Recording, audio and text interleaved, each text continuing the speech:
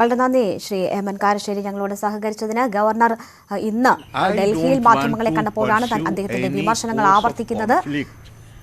ആ വാക്കുകളിലേക്ക് ഒരിക്കൽ കൂടി.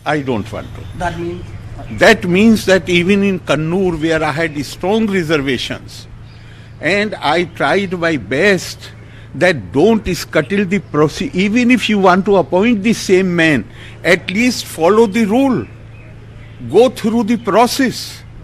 But they refused. And now you can ask me, then why did you sign? I signed because if I do not sign, then they say that I am behaving not like governor, I am behaving like resident. So I don't want to have that kind of conflict. Therefore, I have requested the government, I can come to this side. I have requested the government that please amend the act, bring an ordinance, I will sign it immediately. Let Chief Minister himself become the Chancellor of the university, so that in order to carry out their political agenda, they want to use universities for their political purposes. And I don't want to be used for that purpose. If I am Chancellor, then I will not I tried my best to save the autonomy of the universities.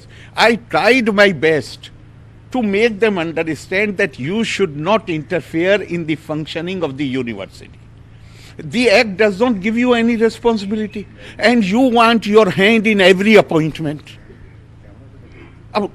You only have been reporting Kerala universities are in news for all wrong reasons. Some influential person, his relative is being appointed here. Some other influential person, his relative being appointed in the other university. This brings a bad name to the university. And then even at the time of the Chancellor's award, that was last month, I quoted Bharat Ratna Professor C.N.R. Rao, who had, then I also quoted Professor P.N. Panikkar. He has recently written an article lamenting the status of the higher education in Kerala. They say that this is one state where Kerala has the best school system in the country, best school system. But higher education is going to dogs. Why? They have raised the question. Bharat Ratna C.N.R. Rao, he says that all the bright students of Kerala are migrating to other states. There is no research work in Kerala.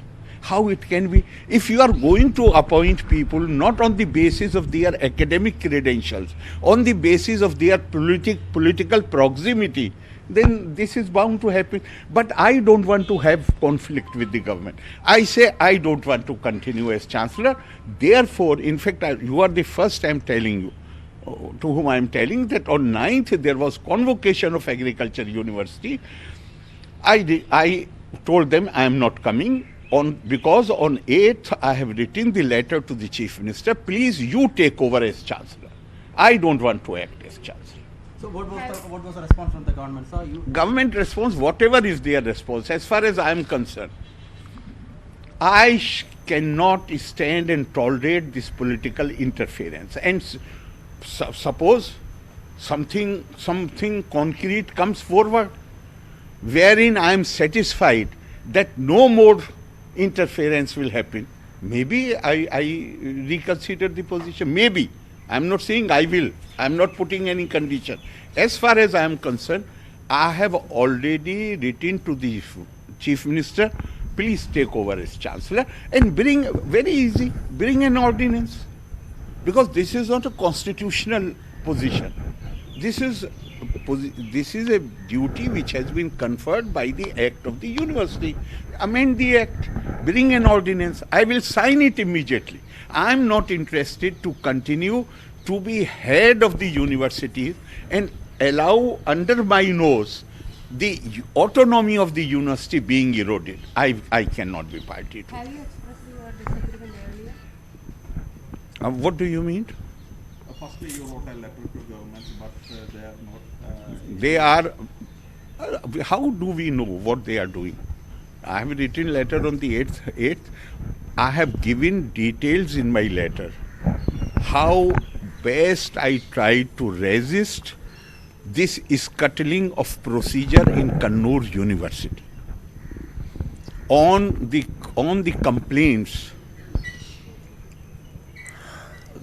complaints about the irregular appointments of the university, earlier I had written to the government, but no response is coming. There are issues in Kannur, Kaladi and I will tell you just one thing. Shankaracharya Sanskrit University, new vice chancellor is to be appointed. Now the UGC regulation says there should be a panel of 3 persons and chancellor will have the right to appoint any one of them. Now in order to tie my hands, the committee says, search committee, that 7 people have applied, only one has the qualification to there is only one person. The other 6, they are not even eligible, they are not competent to be considered for the post. Then I asked them when they came to give their report, I said it speaks very poorly of the Kerala higher education system, because all these 6 are professors of 10-year standing. And if you feel that none of them is in a position to take over and you have not even considered their names, then what does it mean? It means this is the quality of professors in the higher education. 10-year standing, not fit to be considered for the post of... But a real reason was to tie my hands. I mean, you don't want to give 3 names so that I can pick up one of them. You are giving just one name. So you want to tie my hands. In these circumstances, I cannot function as chancellor, and I don't want to have any conflict with the government. It's my own government. Therefore, I have suggested that you take over as chancellor, so that in order to carry out your agenda, you don't have to depend on me. That means government has strictly agendas. That means the political... Every day political interference is there in the universities. And post of the professor and assistant professor. You are only reporting, I am not saying it.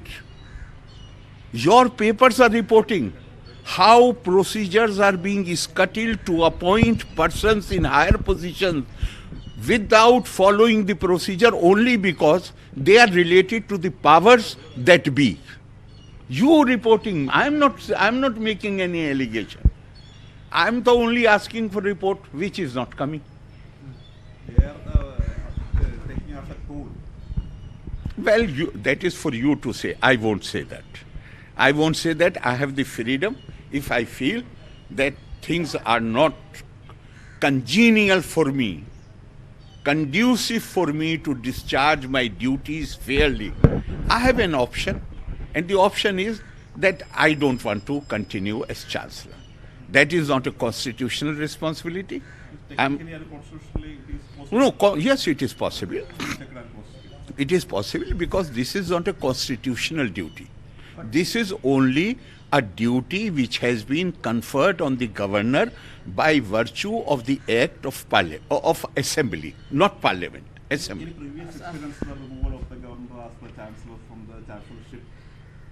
No, there has not been. Why there has not been? Because the no. Generally, people tolerate these things.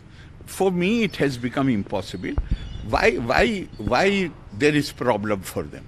Because the academic world will not accept that universities are reduced to become department of the government. So as we know, some ministers will already contacted with you. Yeah.